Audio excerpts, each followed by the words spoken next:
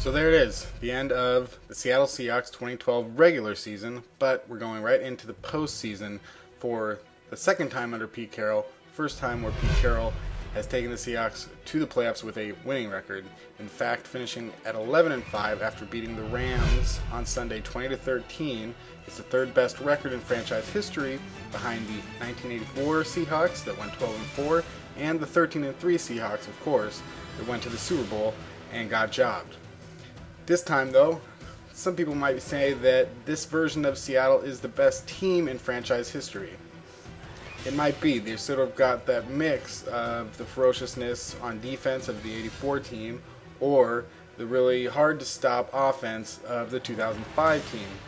With Marshawn Lynch and Russell Wilson and Golden Tate and Sidney Rice and Doug Baldwin, Anthony McCoy, Zach Miller, the offensive line, all playing at a high level at the right time, certainly anything is possible, even though Seattle, that went 3-5 on the road this year, has to go on the road probably throughout the playoffs.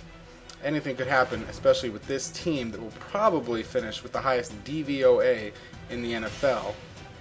By many metrics, perhaps the most efficient and best team right now in football, though this was a tough game.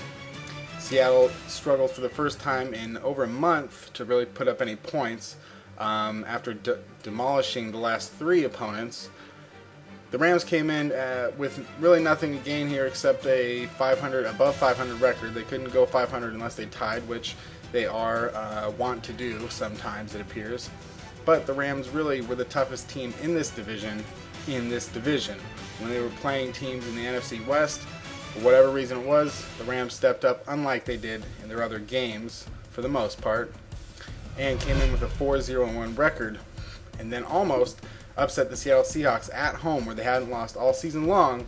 But at the end of the day, Seattle was able to pull through, even though the 49ers were clearly going to beat the Cardinals, and there was nothing that Seattle could do to improve their seed. They still went with Russell Wilson and his excellent seed up to scoring the go-ahead touchdown with 1:39 left on a run. Wilson almost threw it, which would have given Wilson the all-time rookie passing touchdown record. However, instead of that, Wilson ties Peyton Manning with 26 touchdown passes. Big differences there. Perhaps, if you want to get into the nitty-gritty, Peyton Manning had 28 interceptions. Wilson finishes the year with 10 interceptions and also 4 rushing touchdowns, including one today. Peyton Manning didn't have any rushing touchdowns that year.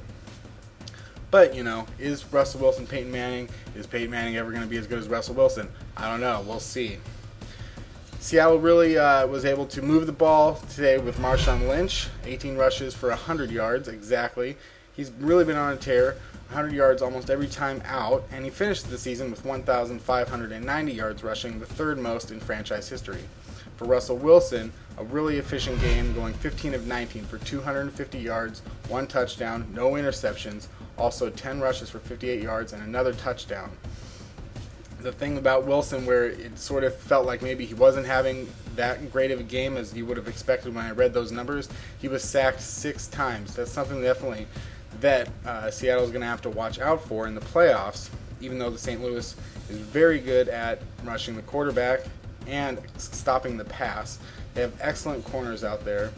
They're really going to have to improve their rush defense and their safety play going into next season. However, if they do that, this is definitely going to be a 3-team race in the NFC West, where all 3 teams are going to be beating up on each other and then hopefully probably snagging 2 wins against the Cardinals.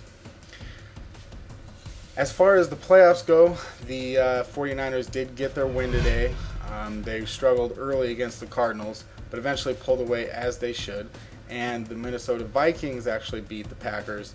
So the 49ers actually get the bye week. Packers move back. They're going to play the Vikings again, even though Adrian Peterson falls just shy of Eric Dickerson's record by 9 yards.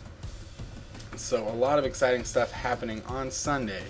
And no, it doesn't matter that the Seahawks win or lose. They were always going to be the 5 seed. They really needed to take care of business earlier in the season, and that's why you can't really complain about finishing 5th. If you had beaten the Lions, if you had beaten the Dolphins, Seattle would be in a much different position right now. However, I'm not going to really freak out about it because I do believe the Seahawks are the best team in the NFL. I think it helped today to actually remember what it's like to be challenged after this incredible run that Seattle went on. They're going to be playing some tough teams in the playoffs, and so you want to make sure to remember how to win in a close game, because Seahawks struggled early in the year when they went 4-4, struggled to close out those tough, close games, and then even later in the year against the Dolphins. In their 7-1 second half, Seattle wins 6 in a row to finish the year. They finished 11-5, and really on a hot streak with just some really great players all around the field, and who knows what could happen going forward. Brandon Browner will be back from suspension, and hopefully KJ Wright is okay, and Sidney Rice and everybody that might be the kind of guy that you'd expect to get hurt is healthy to go for the playoffs. And Seattle is going to be able to beat anybody when they are playing this well. I don't know who we're going to play by the time that I finish shooting this. I don't care if it's the Redskins or the Cowboys. Everybody probably has somewhat of a preference, but no matter what happens, Seattle still needs to go on the road and win. I keep thinking back to the 2010 Packers. I've been looking at that team since probably 4 or 5 games into the year as a team that you might be able to emulate. Green Bay in 2010 went 3-5 on the road, but finished hot. Had to go on the road in the playoffs for all 3 games, and they went 3-0 on the way to the Super Bowl. Is that going to happen? Probably, but nothing's for sure certain. So, go Hawks, go Russell. It could be a matchup of the Rookie of the Year versus Robert Griffin III. So let's just keep watching. Subscribe to the YouTube channel, as you should definitely be doing, because we're going to have a lot of fun during these playoffs. Follow on Twitter at Kenneth Arthur S and at Field Goals for some really fun stuff. So thanks so much for watching. Just go Hawks all day long.